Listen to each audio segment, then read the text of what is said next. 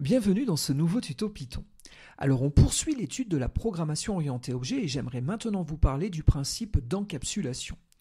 Alors qu'est-ce que c'est que l'encapsulation? C'est un mécanisme qui va vous permettre de protéger l'état interne de vos objets. Imaginons, vous avez une classe date qui vous permet de représenter une date. À un moment donné, vous produisez un objet à partir de cette classe. Et sur cet objet, vous essayez de changer la valeur du mois en y mettant la valeur 15.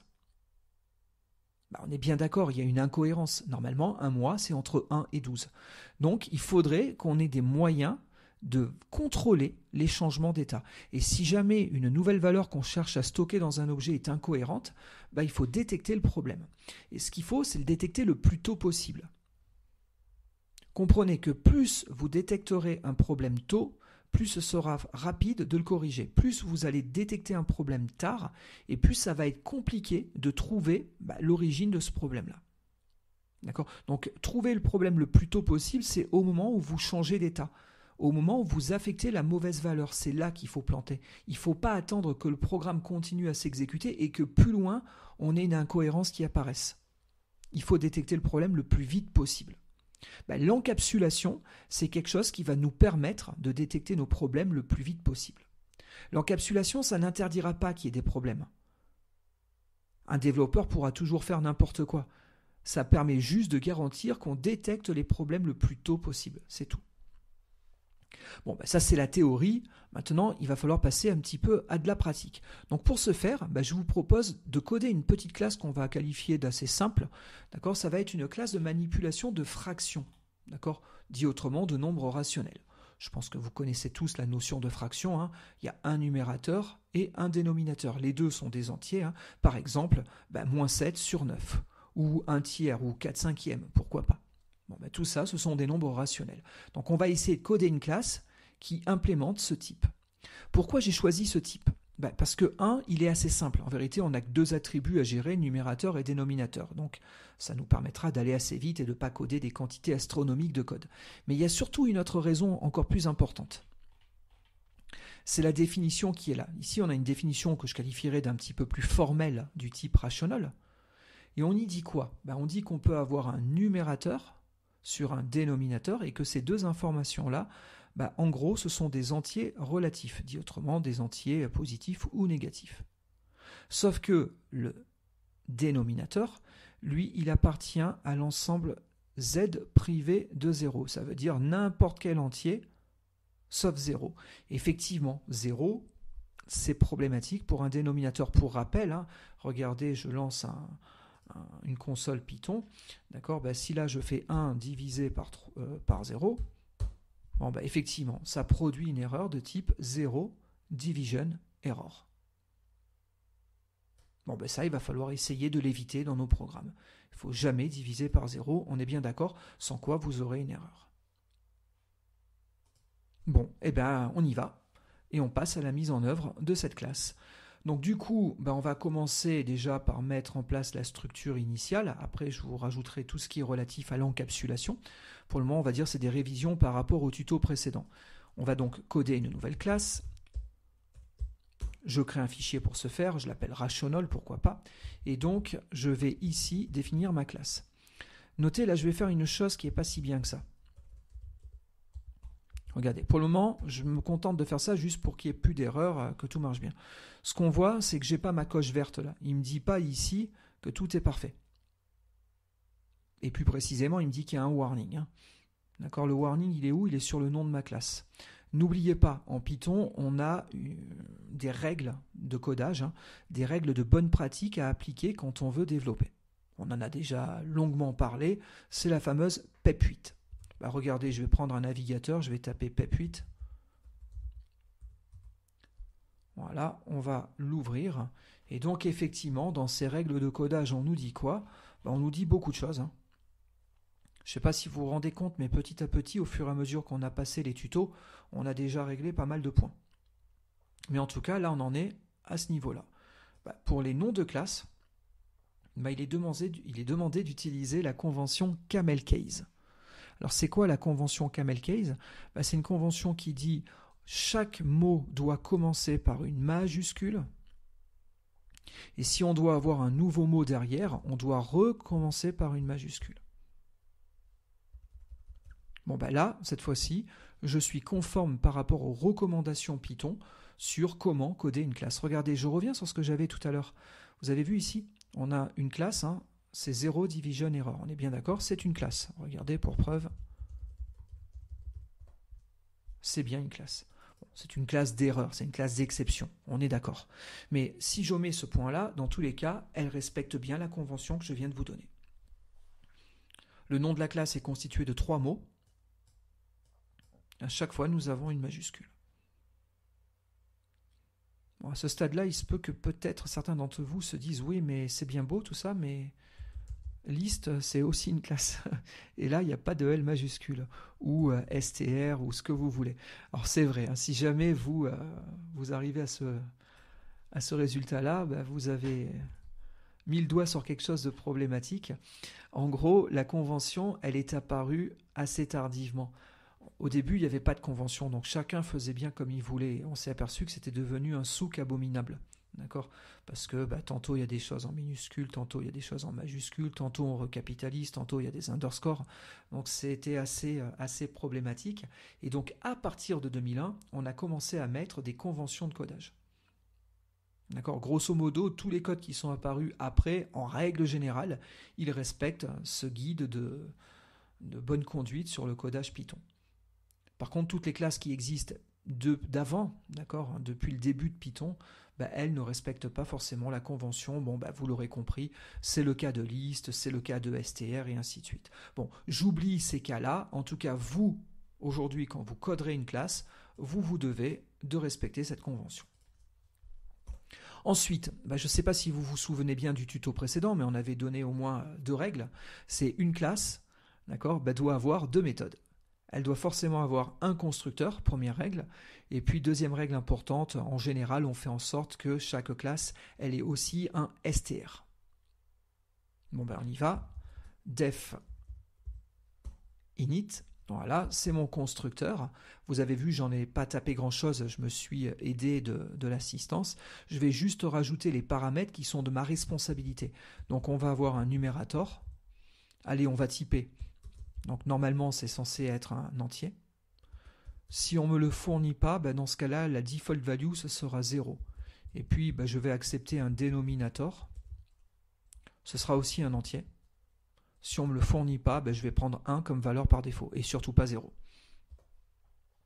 Et puis après, je ne sais pas si vous vous souvenez de ce qu'on avait dit, mais normalement, le constructeur, il se doit de donner un état initial à chacun des attributs. Donc il faut transférer nos paramètres dans les attributs. Self, qui est l'objet courant, point, pourquoi pas numérateur, égale, numérateur, mais là cette fois-ci c'est mon paramètre. Vous avez vu, là quand je mets le curseur sur numérateur, il n'highlight pas ces 2 éléments-là, parce que ça, ce sont bien des paramètres. Ça par contre c'est l'attribut de ma classe. Par contre quand je mets le curseur ici, il me met bien en surbrillance, en highlight, tout ce qui est relatif à ce paramètre. Si vous ne voulez pas jouer avec la dualité ici des noms, dans ce cas-là, ce que vous pouvez faire, c'est mettre peut-être des noms de paramètres un peu plus courts, pourquoi pas, comme ça il y a moins d'ambiguïté, ça c'est le paramètre, ça c'est l'attribut, et au moins vous ne les confondez pas, comme vous voulez.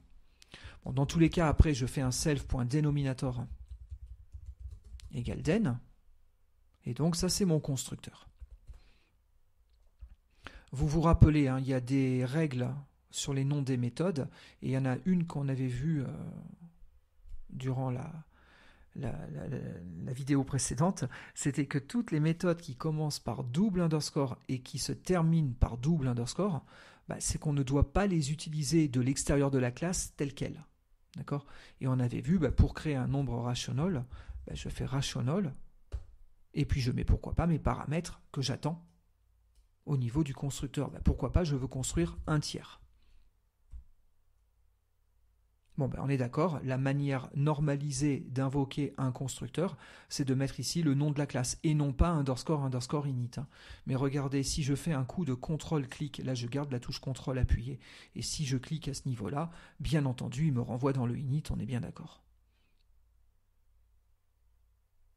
Donc ça, c'était notre première règle. Deuxième règle qu'on avait donnée, il faut dans une classe systématiquement avoir un STR. Bon, ben j'y vais. Et pourquoi pas, pour afficher un nombre rationnel, je vais renvoyer une chaîne formatée qui contiendra un crochet ouvrant. J'injecterai self.numerator. On aura ensuite un petit divisé, pourquoi pas, puis self.denominator, crochet fermant.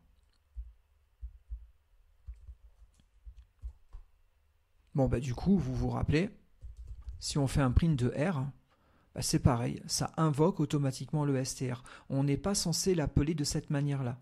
D'accord ? Il y a bien les 4 underscores, 2 devant, 2 derrière.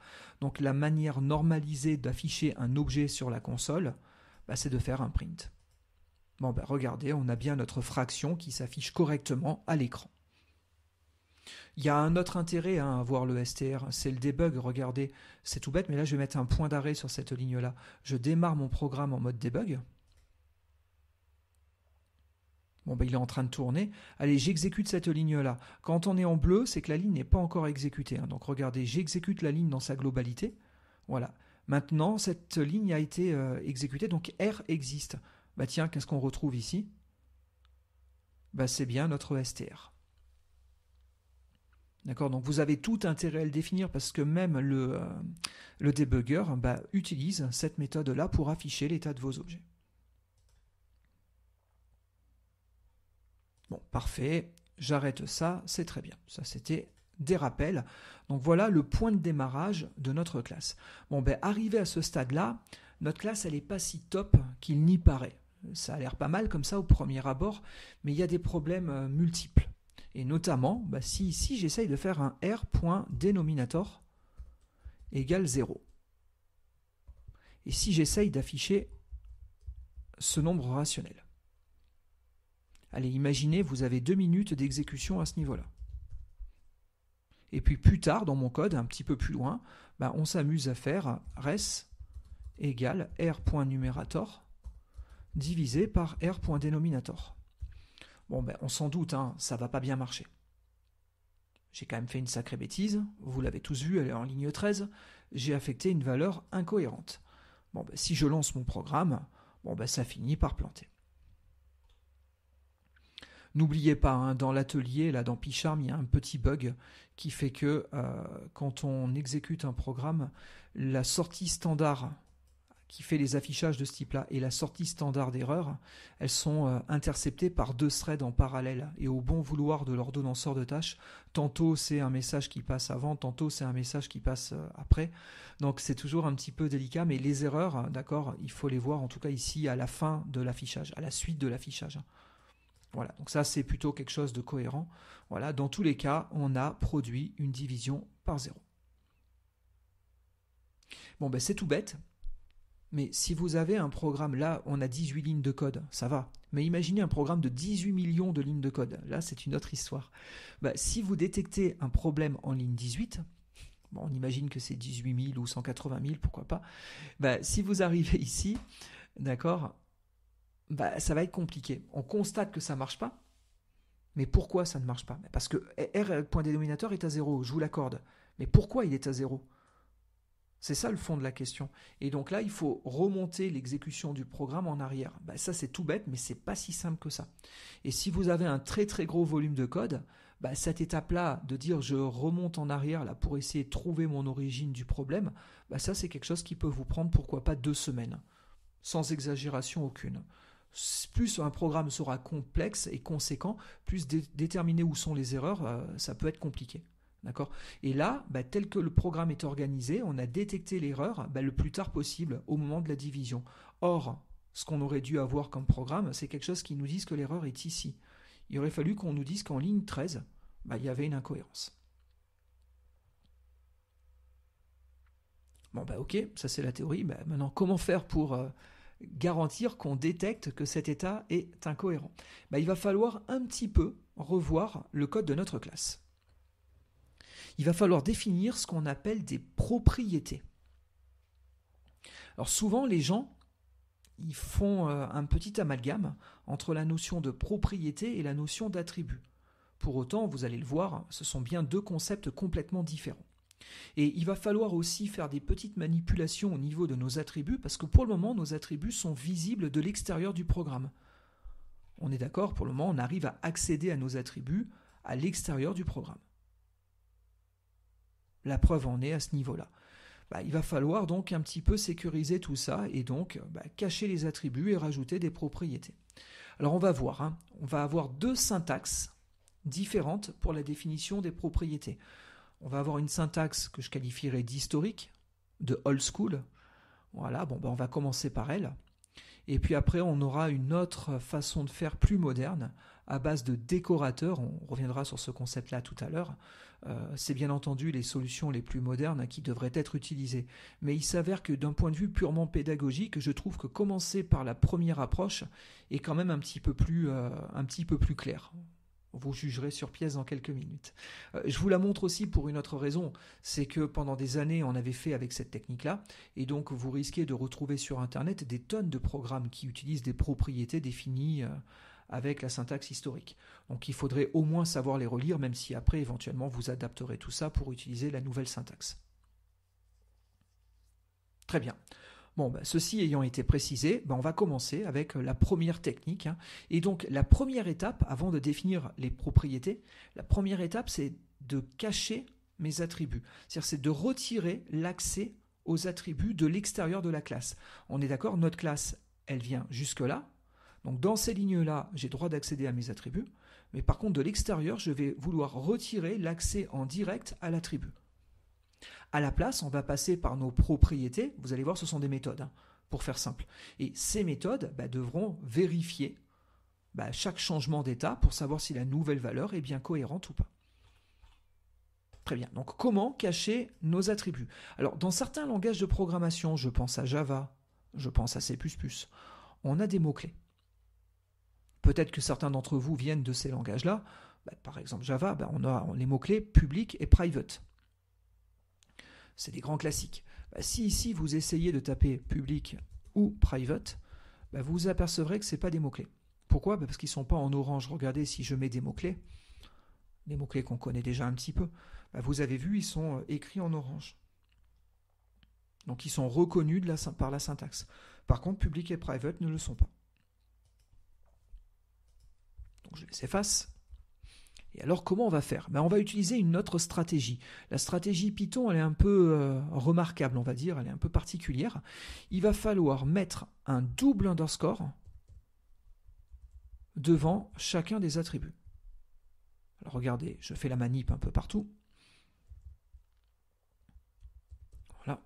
Et donc, je viens de brouiller mes attributs. On parle de brouillage de membres, que ce soit des attributs ou des méthodes. Un membre, c'est soit un attribut, soit une méthode. Et j'ai cherché à changer le nom. C'est-à-dire qu'à l'intérieur de ma classe, moi, je vois ça comme étant underscore numérator, underscore dénominator. Par contre, en dehors, la chose a été renommée, elle s'appelle autrement. Regardez, je commente les codes qu'on avait là. On y reviendra tout à l'heure. Et pour le moment, je vais juste chercher à afficher dans un print mon dénominateur. Bon, ça on est d'accord, ça marche plus, mais ça c'est normal, il n'y a plus rien qui s'appelle comme ça. Mais si jamais j'essaye de voir r.__ dénominateur, vous allez voir, c'est pas mieux. Regardez même d'ailleurs, si vous l'aviez complètement tapé à la main, regardez au moment où vous faites ça, quand vous demandez l'assistance, d'accord, vous vous apercevez que dans la liste là, il ne propose pas les attributs. Pourquoi? Parce qu'il a vu qu'ils étaient préfixés de double underscore, et donc il sait qu'ils ont été brouillés, et que donc on n'est pas censé les utiliser de l'extérieur. Donc il vous cache vos attributs. Et si jamais vous vous entêtez, on l'a vu, vous avez un message d'erreur qui va apparaître en vous disant non, il n'y a plus de dénominateur, il est caché. Alors, je ne sais pas si vous vous souvenez de ce qu'on avait vu dans le tuto précédent. Mais à un moment donné, je vous avais montré qu'en vérité, un objet, ça comportait un dictionnaire. Ce dictionnaire, c'est lui qui définissait l'ensemble des attributs. Si vous vous souvenez de ça, oui, c'est vrai que du coup, si on est malin, on peut retrouver le nom des attributs tels qu'il a été brouillé, tel qu'il a été renommé. Alors, le brouillage, on voit que c'est pas très complexe, hein. On a rajouté un underscore et le nom de la classe devant. C'est clair, hein, si j'utilise ça, ça va marcher. Regardez, je le fais. Et donc, j'ai bien récupéré 3 qui était mon dénominateur. Mais pour autant, vous voyez, l'outil vous le dit ici, il vous surligne tout ça, il vous dit c'est pas à faire, quoi. Normalement, le développeur de la classe, il a souhaité cacher l'état interne de la classe, c'est pas pour que de l'extérieur, on puisse y accéder. C'est pas une bonne façon de faire.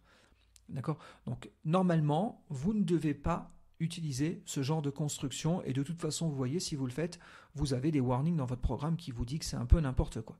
Donc, très bien, mais alors du coup, la grande question, c'est comment je vais accéder à mes informations, à mon numérateur et à mon dénominateur, vu qu'on les a cachés. C'est là qu'intervient la notion de propriété. Donc une propriété, c'est quoi ? C'est quelque chose d'assez simple, c'est une paire de méthodes. Ces deux méthodes, hein, souvent, très souvent, on peut en avoir qu'une, mais la majorité des cas, c'est deux méthodes. Il y a une méthode qui va permettre l'accès en lecture, pour de l'extérieur pouvoir retrouver une information, et il y a une méthode d'accès en écriture pour pouvoir modifier l'état de quelque chose, hein, de l'extérieur du programme. Assez classiquement, souvent on a des méthodes qui, pourquoi pas, pourraient commencer par get numerator. D'accord, get, je veux lire, hein, c'est la méthode d'accès en lecture, donc du coup on retourne quoi ? Sur l'objet courant, on retourne le numérateur. Ensuite, on va avoir une deuxième méthode, setNumerator. Très bien, on va lui passer une nouvelle valeur. Allez, pourquoi pas, j'insiste sur le fait que c'est un entier, que ça doit être un entier. Et maintenant, il va falloir coder le set. Alors, on est bien d'accord, hein, ça doit être un entier. Mais n'oubliez pas qu'en Python, d'accord, le typage, il est purement informatif, mais il est non vérifié au runtime. Donc si jamais quelqu'un ne tient pas compte du fait que c'est censé être un entier, ça marchera quand même. D'accord, donc si vous voulez qu'on détecte le problème, il serait de bon ton, hein, ici de faire quelques tests. Je ne sais pas si vous vous souvenez du tuto précédent, de quelques tutos précédents, on avait souvent cherché à vérifier la nature des choses.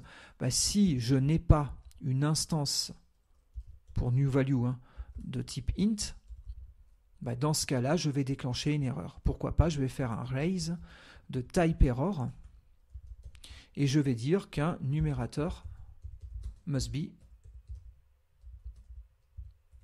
an integer. Pourquoi pas. Je me suis trompé sur le nom de la classe, c'est typeError. Parfait. Donc, si jamais il y a le moindre souci, une exception est déclenchée et donc l'exécution de la méthode s'arrêtera là. Si tout va bien, on poursuit l'exécution après le if, d'accord ? Et dans ce cas-là, sur l'objet courant, je vais changer la valeur de mon numérateur et je vais mettre ma nouvelle valeur. Elle a été vérifiée, donc tout va bien. Donc ici, j'ai deux méthodes qui permettent l'accès au numérateur, soit en consultation, soit en modification. Arrivé à ce stade-là, on n'a pas encore complètement la propriété, en tout cas pas au sens Python du terme. Pour qu'on ait vraiment la propriété, il faut rajouter une dernière ligne. Ici, je vais dire numérateur. C'est le nom de ma propriété, c'est ce que je veux voir de l'extérieur. De l'extérieur, je verrai quelque chose qui va s'appeler numérateur. Et je vais dire c'est quoi ? Regardez, c'est une property. C'est une propriété. Cette propriété, elle est constituée de deux paramètres, hein, mais qui vont être en vérité des fonctions. Le getNumerator et le setNumerator. Vous avez vu, j'ai procédé par copier-coller. Pourquoi ? Parce que si jamais vous faites du contrôle espace, il y a un petit piège, c'est qu'il met une paire de parenthèses. Ça veut dire que l'appel serait immédiat et ça ne va pas bien se passer. D'accord ? Si vous voulez que ça marche, il faut simplement associer ces deux méthodes pour que ça devienne une propriété. Le premier paramètre, c'est forcément le getter. Le deuxième paramètre, c'est forcément la méthode d'accès en écriture, donc le setter. Et tout ça, cette paire de méthodes, je l'appelle numérateur. Bon, regardez, je reviens maintenant sur un exemple d'utilisation de ma classe. Vous l'avez compris, il ne faut plus chercher à accéder à l'attribut. De toute façon, il est brouillé et je ne suis pas censé débrouiller, entre guillemets, le nom de l'attribut. Donc du coup, l'attribut, je l'oublie. À la place, je vais utiliser quoi ? Je vais utiliser numérateur. Là, en l'occurrence, ce que je cherche à faire, c'est juste à récupérer la valeur pour faire un affichage. D'accord ? Et on voit que ça marche bien. J'ai bien récupéré mon numérateur. Bon, là, en faisant ça, vous avez fait un appel à la méthode getNumerator. Regardez, à la rigueur, si vous avez le moindre doute, vous mettez un point d'arrêt, vous lancez le programme en mode debug, comme ça on va faire tourner le débugger. D'accord ? J'arrive, je suis sur cette ligne-là. Quand elle est comme ça, en bleu, elle n'est pas encore exécutée. D'accord ? Mais si je fais exécuter, alors non pas en step over, c'est-à-dire si je ne veux pas exécuter la ligne dans sa globalité. Ce que je veux, c'est si je rencontre un appel de méthode, je veux rentrer dedans. Step into. Regardez, je fais ça. Oh tiens, je me retrouve où ? Je me retrouve dans le getNumerator. Donc c'est QFD, on est bien passé par la méthode d'accès en lecture quand j'ai cherché à faire mon print. Regardez, j'arrête le debugger, je reprends cette ligne, je la réadapte un petit peu, et on va imaginer que ici, je veux faire égal 5.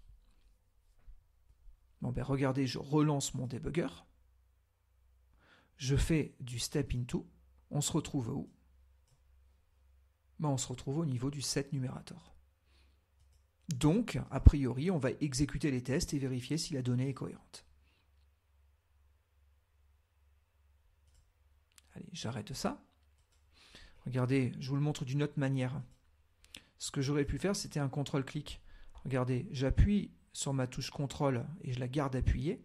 Et là, je vais cliquer maintenant avec ma souris sur numérateur. Au moment où je clique, il m'a ramené où ?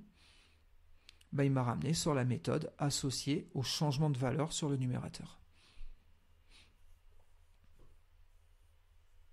Il y a quelques minutes, je vous disais que c'est important de retester parce que le typage n'est pas vérifié au niveau de Python. Si vous aviez le moindre doute sur ce que je viens de dire, vous pouvez éventuellement commenter ces deux lignes. On est d'accord, si vous ne vérifiez rien à ce niveau-là, l'encapsulation qu'on a mise en œuvre dans cet exemple-là, elle ne sert à rien. Autant laisser le numérateur en clair et on aurait pu y passer directement. Parce que si là, je mets Toto, on ne va rien détecter. Et j'ai réussi à mettre un numérateur à une valeur non autorisée. D'accord ? Donc si je veux effectivement que la sécurité s'applique bien, j'ai une obligation, c'est de vérifier quand même mon typage au runtime. D'accord ? L'outil m'aide au cas où je taperai des bêtises. D'accord ? Et souvent, il est capable de vous interdire des choses. Regardez là, si je mets Toto, d'accord, il me dit bien, ça, c'est pas autorisé. D'accord ? Parce que normalement, j'étais censé avoir un entier. Bon, mais au cas où, néanmoins, vous le feriez, c'est bien quand même de retester la chose et de vérifier qu'on a bien un entier. Toujours pareil, l'affichage aurait dû s'exécuter après l'affichage de l'objet. Regardez, je me remets ici en terminal. D'accord ? Si je relance mon programme Python rational.py,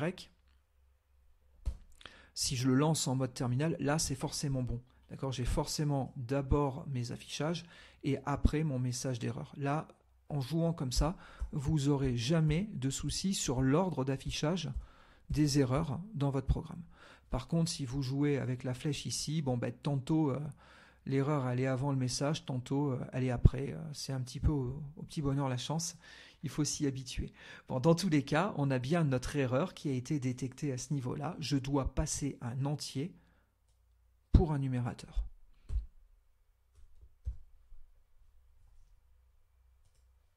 Bon, du coup, maintenant que ça marche pour le numérateur, on a envie de faire pareil pour le dénominateur. Donc regardez, je vais procéder en copier-coller. Voilà. En général, moi, je mets mes getters, mes setters, et après, je mets les propriétés à la suite. D'accord ? Donc ici, on ne veut plus parler du numérateur, mais du dénominateur. Impeccable.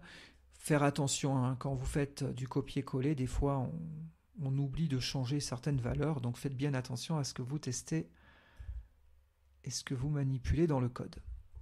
Bon, là, ça devrait être a priori pas trop mal, donc j'ai mon getDenominator qui récupère l'attribut, j'ai mon setDenominator qui accepte une valeur a priori entière et qui va aller vérifier si elle est cohérente. Si elle est bien cohérente, on la stocke dans l'objet, si ce n'est pas le cas, on déclenche une erreur. Et puis ensuite, ici, je vais avoir ma propriété, d'accord, et qui sera donc une paire de méthodes d'accès à l'attribut associé. Et là, je vais juste rajouter un dernier petit truc au niveau du setDenominator. Vous l'avez tous compris, hein, l'objectif, c'était quand même... C'était l'objectif principal de la manip, c'est interdire notamment 0. Bon, ben, si ma new value est égal à 0, bon, ben, dans ce cas-là, on fait un raise de value error, pourquoi pas. Et on dit qu'un denominator cannot be 0. Pourquoi pas.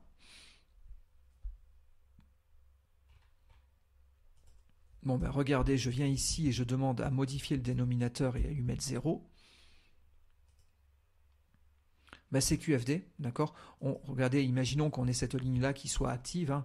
Bon, ben, si je relance mon programme, on ne trouve pas l'erreur lors de la division, comme c'était le cas au début du tuto. Là, on trouve l'erreur au plus tôt. On a un problème en ligne 35. La ligne 35, c'est celle-ci. D'accord, donc effectivement, on a essayé de passer 0 en dénominateur. Ça l'a amené à invoquer le set dénominator et on est arrivé en ligne 22. Et en ligne 22, on a bien constaté qu'on avait la valeur qui était à 0. Du coup, on a l'erreur qui a été déclenchée.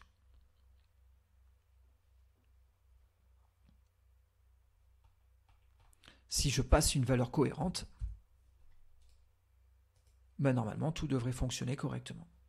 Et donc, on peut imaginer que res vaut 1,5. 3 divisé par 2. Très bien, tout va bien. Bon, arrivé à ce stade-là, c'est pas mal, c'est pas encore parfait. Pourquoi c'est pas encore parfait ? Parce qu'on a un cas qui nous pose problème, c'est le cas du constructeur. D'accord ? On a vérifié que les changements d'état par le biais des propriétés étaient bien sécurisés, mais on n'a jamais rien dit au niveau du constructeur. En gros, si ici je passe 3.2, le problème c'est qu'il va m'accepter ça. D'accord ? Et il va me créer un nombre rationnel avec un dénominateur qui aura été fixé à 3.2. Donc là, il y a quelque chose qui ne va pas. C'est normal. Ici, on affecte directement aux attributs la valeur de mes paramètres. Donc comme on stocke directement ça dans les attributs et sans faire aucun test, si on passe des données incohérentes, ça va marcher. À mon grand désespoir. Donc du coup, vous l'avez compris, il va falloir sécuriser un petit peu tout ça. Je ne sais pas comment vous auriez géré la problématique, mais là, il y aurait une erreur à ne pas faire à mon sens, c'est de copier-coller les tests et de les ramener ici.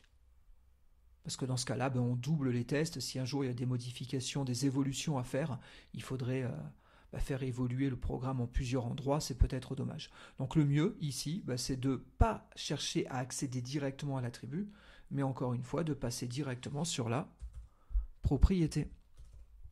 Et oui, là je fais une affectation.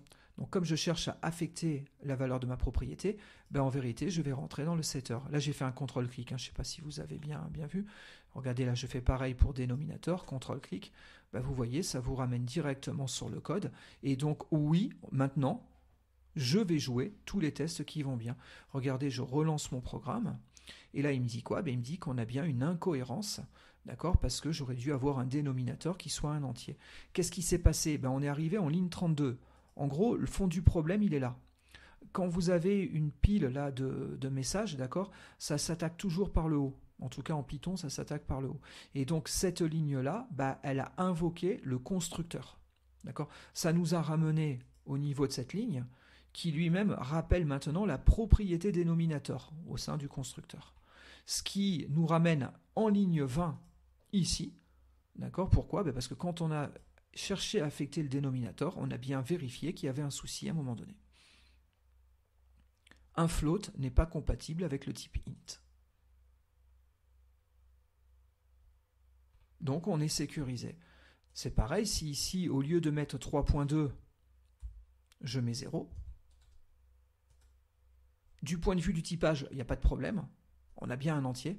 Par contre, on a un value error. Pourquoi? Parce que toujours pareil, au niveau de cette ligne, on a invoqué le constructeur qui a lui-même redonné la main au setter de dénominateur avec une valeur qui était combien? Qui était 0, c'est bien la valeur qui est ici. Et donc, par rapport à ce que je vous disais tout à l'heure, on a bien détecté le problème le plus tôt possible. Et donc ça, c'est très facile à corriger. Quand vous avez un souci de ce type-là, là c'est instantané, j'ai l'erreur ici. Il y a des fois, ce sera un petit peu plus subtil. Des fois, vous aurez, pourquoi pas, un appel de fonction à ce niveau-là ou de méthode. Donc, ça veut dire que le bug, il se trouve au niveau de ces codes-là. Il n'y a pas besoin de reprendre tout le programme. On a pu concentrer nos recherches sur la fonction qui, semblerait-il, calcule à un moment donné une mauvaise valeur. Bon, allez, on va remettre quelque chose qui tienne la route. Je vais remettre un tiers. Bon, là, c'est pas mal. Là, cette fois-ci, l'encapsulation, elle est bien en place. Donc, en synthèse sur cette première manip, donc on a défini nos attributs et nos attributs, on les a cachés. Pour cacher un attribut, on met un double underscore à ce niveau-là. N'oubliez pas, la première affectation d'un attribut le déclare à la volée. On avait vu dans le tuto précédent qu'on peut déclarer des attributs à la volée, c'est toléré en Python, et c'est même d'ailleurs la seule façon de faire. Ensuite, on a défini des paires de méthodes pour accéder à mes attributs. Une méthode d'accès en lecture, une méthode d'accès en écriture par attribut. Et ensuite, on a défini nos propriétés qui rassemblent cette paire de méthodes, d'accord, sous un nom unique qu'on va pouvoir utiliser au niveau de notre programme. D'accord. Et vous avez vu, quand j'en suis arrivé à ce stade-là, d'accord, quand j'ai recréé ici quelque chose qui s'appelle numérator, je retrouve très exactement le type de syntaxe que j'avais au début de ce tuto. Tout au début de la vidéo, quand on avait un accès direct à nos attributs, on arrivait à écrire exactement ces lignes-là. Et c'est pour ça que je vous disais, des fois, il y a des amalgames qui sont faits dans la tête des développeurs entre attributs et propriétés. Parce que syntaxiquement, là, c'est pas évident de savoir de quoi il en retourne ici. D'accord. Bon, quand vous mettez la souris et que vous voyez qu'il vous parle ici de set, d'accord, c'est que clairement c'est une méthode, donc c'est une propriété. Là, il n'y a pas le choix. Mais c'est vrai que si on n'a pas d'assistance de la part de l'outil, c'est pas évident de savoir qu'est-ce qui se cache derrière numérator.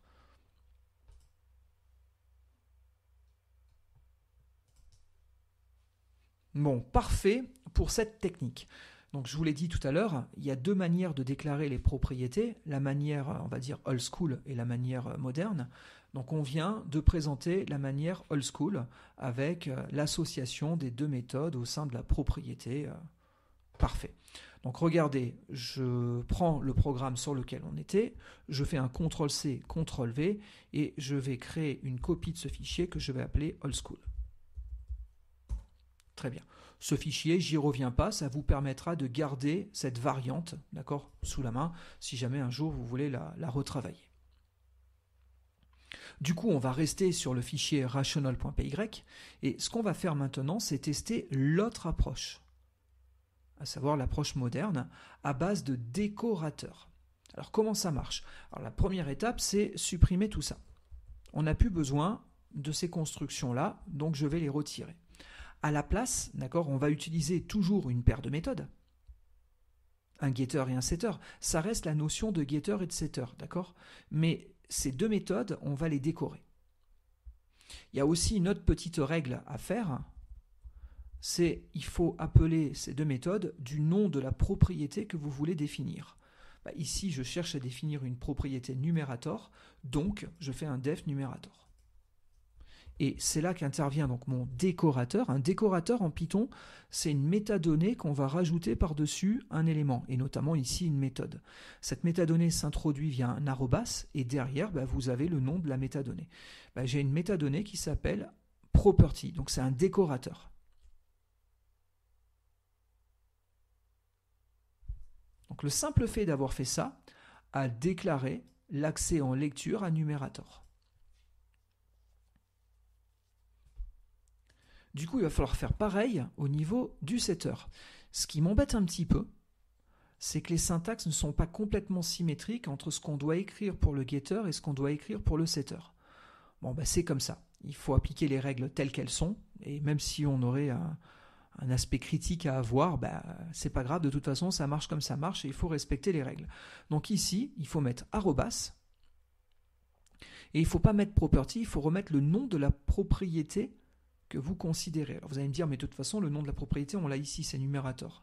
C'est vrai, mais il faut le remettre. Et là, il faut mettre point setter. D'accord ? Et c'est ce qui permet d'associer ces deux constructions comme étant toutes les deux facettes de ma propriété. L'accès en lecture, l'accès en écriture.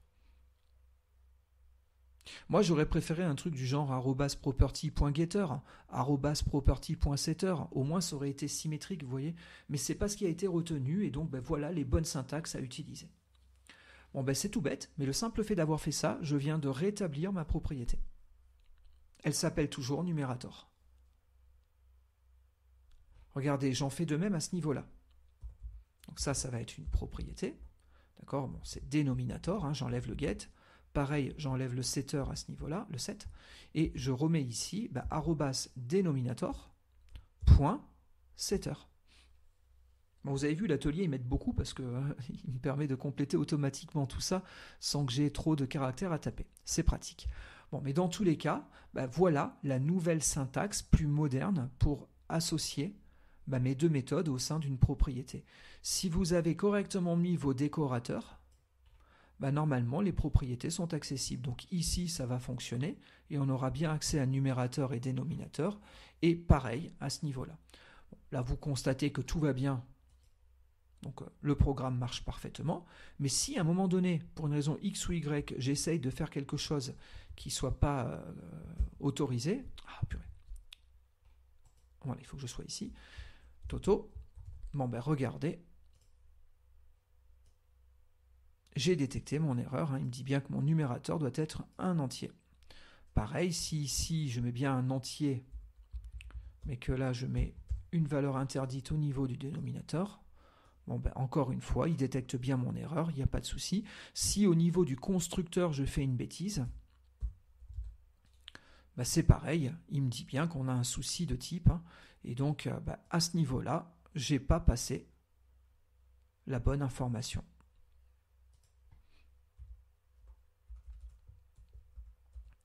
Voilà comment définir des propriétés avec la syntaxe moderne. Et donc, si on fait une synthèse, on retrouve à peu près la même chose que tout à l'heure. On a une classe qui définit donc deux attributs, le numérateur et le dénominateur. On a les propriétés associées qui permettent de contrôler les changements d'état. On a un constructeur qui initialement repasse les valeurs d'entrée à mes propriétés pour vérifier que tout aille bien. Et puis on a bien à ce niveau-là le str qui me permettra d'afficher mes objets. Si tout est bien en cohérence, normalement ça doit marcher. Voilà. Et sachez que ces façons de faire, c'est des choses qu'on retrouve sur de très nombreuses classes de la librairie Python.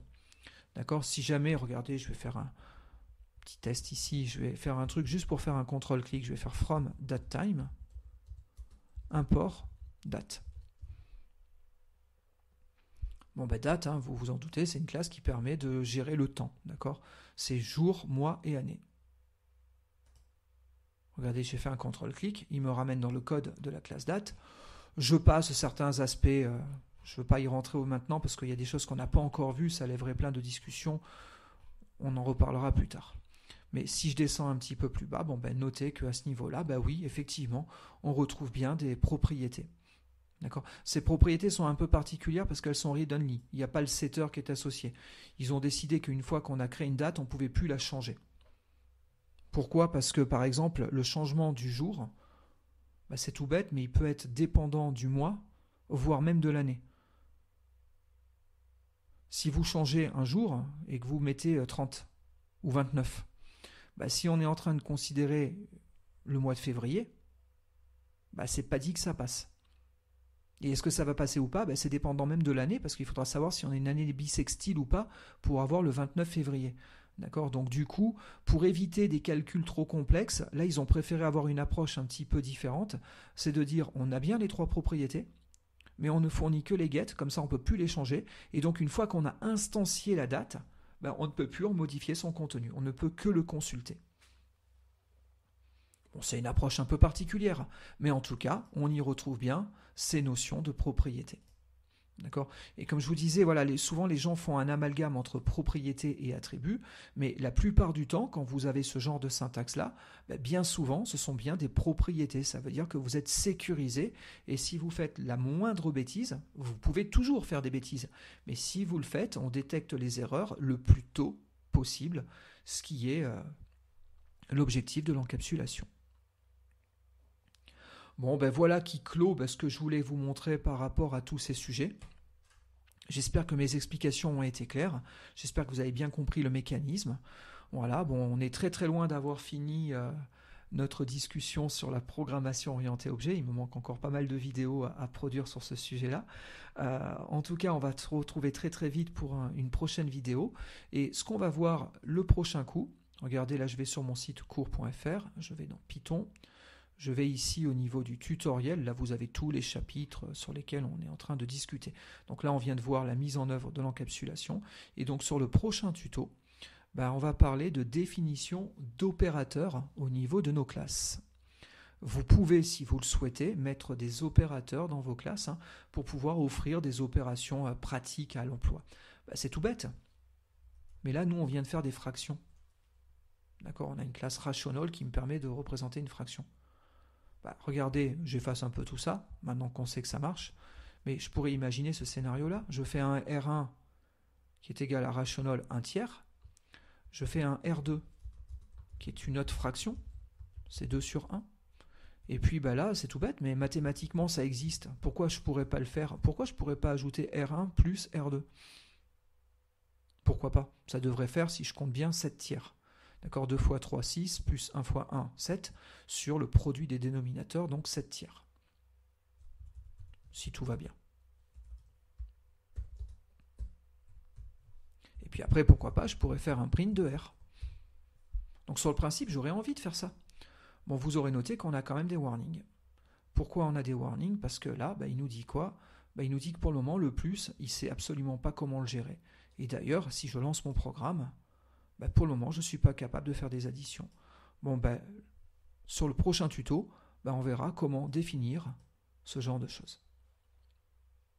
Voilà. Bon, j'espère que la vidéo vous a plu. Si c'est le cas, n'oubliez pas de me mettre un petit pouce bleu, de repartager la vidéo, voire même d'en parler autour de vous.